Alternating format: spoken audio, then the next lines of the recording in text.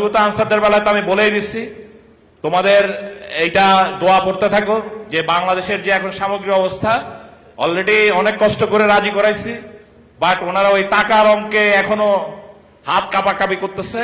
তো ওইটা দোয়া পড়ো যারা আল্লাহ যাতে ওনাদের সুবুদ্ধি দান করে এবং এটা যেন ওকে হয়ে যায়। কি বলছি বোঝা গেছে? আর যেটা তোমাদের অন্যান্য যে বেতন ভাতা, এটা হলো সামগ্রিক। আমাদের এখন মূল ফোকাস হচ্ছে, আমি আবার তোমাদের সামনে, তোমরা স্বার্থপর হইতে পারো কিন্তু আমার পক্ষে সম্ভব না, বাকি যারা এখনো রেস্টে আছে তাদেরকে কিভাবে আমি অনবোর্ড করব সেটা নিয়ে আমরা আলোচনা করতেছি। যাদের বয়স হয়ে গেছে দুঃখিত, তাদেরকে হয়তো কিছুটা রেস্টে যাইতে হবে, যাদের বয়স হয়ে গেছে, যাতে কিনা অন্যান্য যারা রেস্টে আছে তাদের জন্য সুযোগ দিতে হবে, যাতে আমরা রিফ্রেশার ট্রেনিং হবে, সেই ট্রেনিং এ তাদেরকে সেই রিফ্রেশার ট্রেনিং এ প্রমাণ করতে হবে যে তোমার দক্ষতা এবং শারীরিক ফিটনেস ডিউটি করার জন্য প্রস্তুত আছে। আর এটার মানে এই না যে কেউ ডিসকার্ডেড হবে, সবাই যার যার দক্ষতার লেভেল অনুযায়ী, ওই যে বলছিলাম দক্ষতার লেভেল অনুযায়ী তোমার এমপ্লয়মেন্টটা হবে।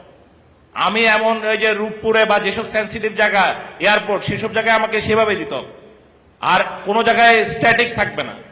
কারণ ওই যখনই স্ট্যাটিক হয় তখনই বিভিন্ন রকমের অনিয়মের মধ্যে জড়ায় যায়। যারা তাদের জেলার কাছাকাছি যেতে চায়, আমি বলে দিচ্ছি জেলার পার্শ্ববর্তী জেলা টেলা যেগুলাতে আছে সেখানে যাইতে পারবে।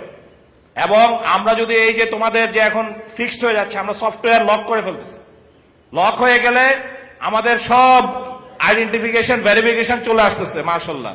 আগে তো হাওয়ার উপরে ভুয়া কাগজপত্র জমা দিয়ে হয়েছে, এই দিন শেষ। এই বাহিনীতে কেউই, ইনক্লুডিং এখানে যারা আছে এই ভিডিপির মধ্যে দলনাথ দলতে বা উপজেলা যেখানে আছে, ভুয়া দিন শেষ।